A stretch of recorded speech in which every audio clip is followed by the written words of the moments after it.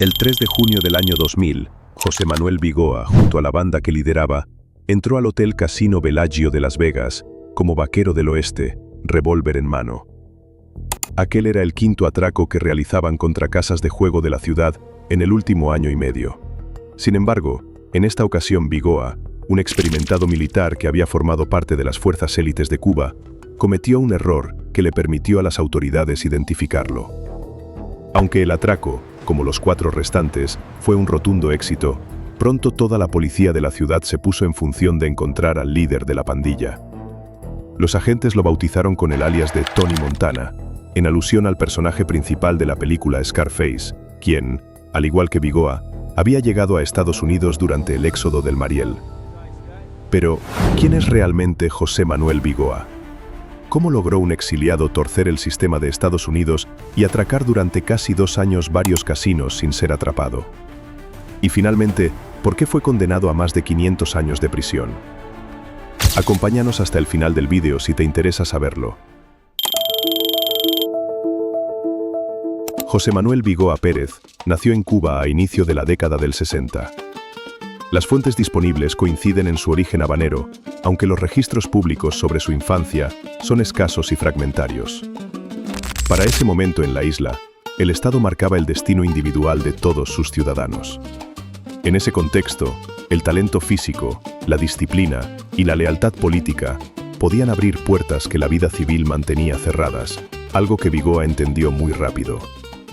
Durante los años 70, el gobierno cubano envió a miles de jóvenes a formarse en la Unión Soviética y en países que se encontraban bajo el Pacto de Varsovia. No se trataba solo de intercambios académicos, era una política de formación estratégica. Ingenieros, técnicos, pilotos y comandos recibían instrucción especializada para fortalecer el aparato militar y de inteligencia del régimen. Se sabe que Vigoa fue uno de los seleccionados para formar parte de este programa, que tenía como objetivo brindar instrucción militar de élite y capacitación para desarrollar misiones de fuerzas especiales. Las investigaciones periodísticas recogidas por John Hady en Storming Las Vegas describen a Vigoa como un hombre sometido a una formación dura, metódica y deshumanizante. En territorio soviético, recibió instrucción en tácticas de asalto, uso de armas automáticas, planificación de operaciones, disciplina de escuadra y resistencia psicológica. Una vez graduado, Vigoa fue enviado a escenarios activos de guerra, entre ellos Afganistán y Angola, donde fuerzas alineadas con Moscú y La Habana participaron en conflictos armados de alta intensidad. Es en ese punto donde se forja el núcleo del personaje que décadas después aparecerá en Las Vegas. Vigoa fue un soldado entrenado para ejecutar órdenes bajo presión extrema, acostumbrado a operar en grupo, a moverse rápido, a obedecer planes y a considerar la violencia como una herramienta legítima. En 1980, Cuba vivió uno de los episodios más traumáticos de su historia reciente, el éxodo del Mariel. Quien no tenga sangre revolucionaria, quien no tenga una mente que se adapte a la idea de una revolución, no los queremos, no los necesitamos. Tras una crisis diplomática iniciada por la entrada de ciudadanos cubanos en la Embajada del Perú en La Habana, el gobierno de Fidel Castro anunció que todo el que quisiera abandonar el país podía hacerlo por el puerto del Mariel. Durante meses, más de 125.000 personas cruzaron el estrecho de Florida rumbo a Estados Unidos. Sin embargo, el Mariel no fue un éxodo homogéneo. Junto a familias, opositores políticos y personas desesperadas por escapar de la precariedad, el Estado cubano permitió y promovió la salida de presos comunes y pacientes de instituciones psiquiátricas que llegaron a ser montados por la fuerza en embarcaciones. Aquella decisión marcó durante décadas la percepción del Marielito en la sociedad estadounidense. Fue una migración atravesada por el estigma, la improvisación y el abandono institucional. José Vigoa formó parte de ese éxodo. Las fuentes no coinciden en sus motivaciones exactas. Algunas lo presentan como un hombre desencantado con la influencia soviética en Cuba. Otras sugieren que pudo haber salido con información sensible o con un perfil que el propio Estado prefirió expulsar. Lo que sí está documentado es que llegó a Estados Unidos en 1980 y que, a diferencia de la mayoría, no se quedó en Miami. Mientras miles de recién llegados intentaban reconstruir sus vidas en el sur de Florida, Bigoa tomó otro rumbo. Se dirigió a Las Vegas, una ciudad que en ese momento vivía una transformación acelerada. El viejo desierto de mafias y casinos estaba mutando hacia un modelo corporativo, más vigilado, más brillante y aparentemente más seguro. Pero también más vulnerable para quien supiera observar. En Las Vegas, Bigoa entró en contacto con el bajo mundo de la ciudad. Las fuentes periodísticas indican que se integró en redes de tráfico de drogas y crimen organizado. No hay muchos relatos ni fuentes que describan con precisión esta etapa de su vida. Fue un período de supervivencia, de adaptación y de acumulación de contactos. La ciudad ofrecía oportunidades para quien estuviera dispuesto a moverse en la sombra, y Bigoa entendió rápidamente sus códigos. Esa primera etapa criminal terminó con su detención. Fue arrestado y condenado a una larga pena de prisión, cercana a los 20 años, aunque no llegó a cumplirla íntegramente. Los detalles exactos de los cargos iniciales varían según las fuentes, pero todas coinciden en que su paso por la cárcel estadounidense fue un punto de inflexión. No salió rehabilitado ni intimidado. Salió con una lectura clara del sistema. Cuando recuperó la libertad, Bigoa no volvió inmediatamente al crimen. A mediados de los años 90, consiguió empleo en una compañía de camiones blindados y seguridad. Desde fuera, parecía un trabajo ordinario. Desde dentro, era una escuela. Conoció rutas, horarios, protocolos, tiempos de respuesta y fallas humanas. Observó cómo se movía el dinero, quién lo custodiaba y qué errores se repetían. Puso especial atención en los guardias, su cansancio, su confianza excesiva, la forma en que normalizaban transportar millones de dólares como si fueran cajas cualquiera. Para un hombre con formación militar, aquella información era oro. Para finales de los años 90, Bigoa ya había tomado una decisión. No volvería al tráfico menor ni a la delincuencia dispersa. Iba a aplicar lógica militar a objetivos civiles de alto valor. Para ello necesitaba un grupo reducido, disciplinado y absolutamente leal. Las fuentes recogidas por John Hady describen una selección cuidadosa. Hombres con experiencia criminal, capaces de seguir órdenes sin cuestionarlas, entrenados físicamente y dispuestos a usar la violencia extrema si el plan lo exigía. Bigoa entrenó a su banda en el desierto de Nevada. No eran simulacros simbólicos. Practicaban entradas rápidas, cobertura mutua, control de armas automáticas y retirada bajo presión. Usaban chalecos antibalas y armamento pesado.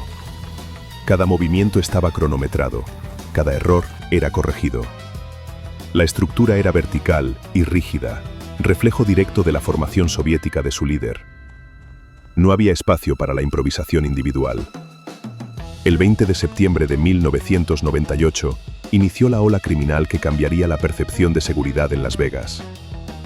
A partir de ese momento, durante aproximadamente 16 meses, la ciudad fue escenario de una serie de robos de una audacia inédita.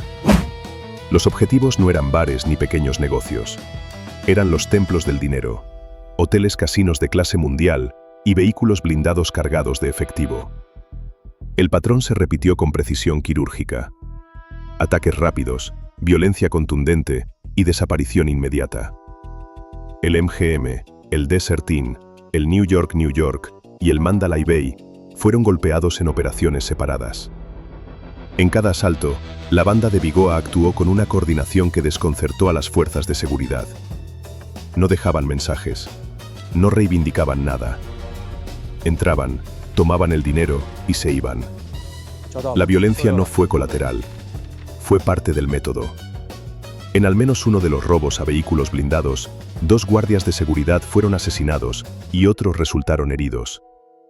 Eran hombres mal pagados y armados para proteger dinero ajeno. Según recoge Hady, Bigoa despreciaba esa resistencia. En su lógica, oponerse al asalto era una provocación inútil. Para él, la muerte era una consecuencia evitable que los propios guardias elegían al intervenir. Mientras los millones desaparecían, la ciudad mantenía una fachada de normalidad. Las autoridades y los casinos actuaron con extrema discreción. Las Vegas vive del turismo, del glamour y de la ilusión de seguridad. Reconocer públicamente que una banda armada estaba asaltando sistemáticamente los mayores hoteles casinos habría sido un golpe devastador. Por eso, durante meses, los robos se investigaron sin ruido mediático, casi en silencio. Sin embargo, la policía de Las Vegas estaba desbordada. Los robos estaban tan bien planificados que los detectives apenas encontraban pistas útiles. No había errores evidentes, no había testigos claros. Las cámaras, en muchos casos, solo captaban movimientos rápidos y rostros cubiertos. Para Bigoa, aquello confirmaba su desprecio por las fuerzas del orden, a las que se refería de manera privada como incapaces de entender una mente entrenada para la guerra. Pero no todos compartían esa resignación. El teniente John Alamshaw, veterano con más de 2 décadas en el departamento, asumió la investigación como una afrenta personal. Para él, no se trataba solo de dinero robado. Había muertos. Y cada nuevo golpe reforzaba la idea de que alguien estaba desafiando abiertamente al sistema. Alamshaw comenzó a estudiar los patrones, a conectar eventos que otros veían como casos aislados. Mientras tanto, Bigoa se sentía invulnerable. Su banda había robado millones de dólares sin dejar rastro. La ciudad seguía funcionando. Los casinos seguían llenos. La policía parecía siempre un paso atrás. En su mente, el sistema que lo había encarcelado una vez, ahora estaba siendo humillado con sus propias reglas. Era, según sus propias palabras recogidas después, una forma de venganza contra una estructura que consideraba hipócrita y corrupta. El exceso de confianza del que gozaba Bigoa se convirtió en su principal vulnerabilidad. El 3 de junio del año 2000, Bigoa y su banda llevaron a cabo el 5º gran golpe a un hotel casino en Las Vegas. Sin embargo, en esta ocasión, Bigoa alteró una de sus reglas básicas. Hasta entonces, siempre había actuado completamente enmascarado, pero en esa ocasión optó por una gorra de béisbol y gafas de sol. Un error de cálculo del que más adelante se lamentaría. El objetivo era el Bellagio Hotel and Casino, uno de los símbolos máximos de la ciudad de Las Vegas. El Bellagio no solo tenía dinero, tenía uno de los sistemas de videovigilancia más sofisticados del mundo. Durante el asalto, las cámaras captaron imágenes claras del rostro de Bigoa. No eran siluetas ni sombras, eran planos concluyentes. Por primera vez, la policía tenía un rostro, una presencia concreta. Dentro del departamento, el cerebro detrás de la ola criminal recibió un apodo: Tony Montana, en alusión directa al personaje de Scarface, otro Marielito cubano convertido en símbolo de ambición y violencia. Con ese material, la cacería dejó de ser abstracta. Bigoa ya no era una sombra. Era un hombre con nombre, pasado y hábitos. A partir de ese momento, su caída ya no dependía de la suerte, sino del tiempo. Y el tiempo, por primera vez, dejó de jugar a su favor.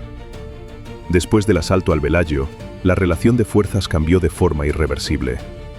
Hasta ese momento, José Manuel Bigoa Pérez había operado en un territorio donde el anonimato era su mayor blindaje. El teniente John Alamshaw reorganizó la investigación.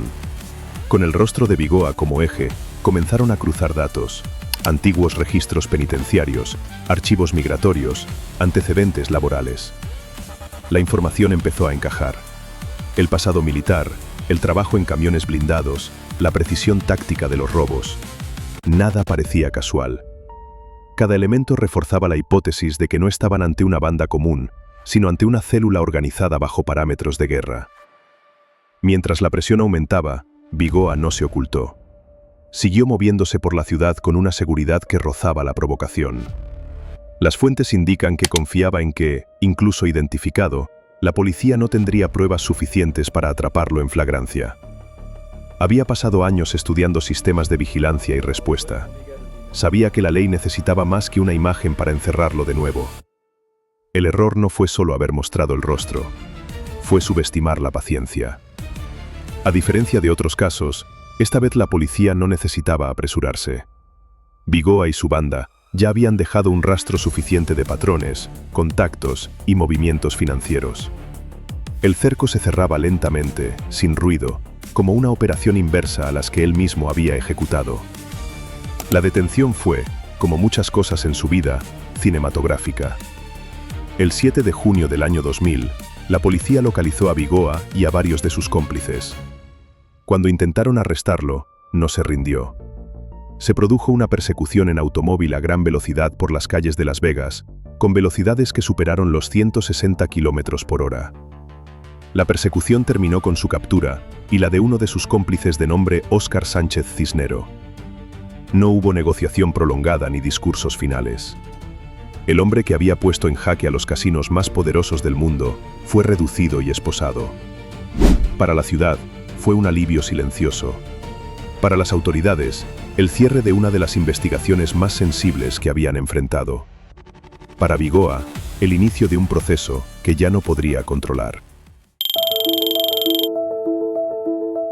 El juicio fue largo y complejo. Los cargos acumulados incluían múltiples robos a mano armada, conspiración, uso de armas automáticas y homicidio. 2 guardias de seguridad habían muerto durante los asaltos. Estos nombres pesaron más que los millones robados. La fiscalía construyó el caso, apoyándose en pruebas técnicas, testimonios, reconstrucciones de los robos y en las imágenes del velagio. Durante el proceso judicial, Bigoa no negó los hechos esenciales. Según recoge John Hady, se veía a sí mismo como producto de sistemas fallidos, dictaduras, guerras por encargo, líderes hipócritas. No pedía compasión. Justificaba sus actos dentro de una lógica personal, en la que la violencia era una respuesta proporcional a la corrupción que percibía. Esa visión no tuvo efecto en el tribunal. La sentencia fue contundente. José Manuel Bigoa Pérez fue condenado a más de 500 años de prisión en el estado de Nevada. Una pena simbólicamente perpetua, diseñada no solo para castigarlo, sino para enviar un mensaje claro. No habría segundas salidas, no habría redención tardía. El hombre que había asaltado el corazón financiero de Las Vegas no volvería a pisar la ciudad como un hombre libre. Bigoa fue trasladado a una prisión de máxima seguridad en Nevada. Allí permanece. Desde ese encierro, accedió a hablar con John Hady. Compartió diarios, dibujos, reconstrucciones de los robos. No como una confesión arrepentida, sino como una forma de dejar su versión registrada. El resultado fue Storming Las Vegas, un libro que expone no solo los hechos, sino la mente de un criminal formado para la guerra y reciclado en el delito. El relato de Hady alterna la narración en tercera persona con fragmentos del pensamiento de Bigoa. Esa distancia revela algo inquietante. Nunca se consideró un simple ladrón. Se veía como un combatiente actuando en un nuevo campo de batalla. Para él, Las Vegas no era una ciudad, era un sistema enemigo. En las entrevistas, Bigoa aparece como un hombre que no se considera derrotado en términos morales. En su visión, Las Vegas fue solo otro escenario donde aplicar una lógica aprendida mucho antes. No expresa arrepentimiento por el dinero robado, y las muertes ocasionadas son tratadas como un efecto secundario del robo. Hoy, José Manuel Bigoa Pérez sigue cumpliendo su condena en una prisión de máxima seguridad en Nevada. No concede entrevistas públicas con frecuencia. Su nombre aparece de vez en cuando en artículos, foros y proyectos cinematográficos que intentan descifrar cómo ocurrió todo. Cada intento de adaptación revive la misma pregunta: ¿cómo un hombre formado por el Estado terminó usando esa formación contra otro Estado, en una ciudad construida sobre el espectáculo y el dinero? Al final, la imagen que queda no es la de un atraco espectacular, ni la de una persecución a alta velocidad. Es la de un hombre sentado en una celda, convencido de que el mundo que lo condenó es tan violento y contradictorio como él mismo. Y la certeza incómoda de que su historia no es una anomalía, sino una advertencia.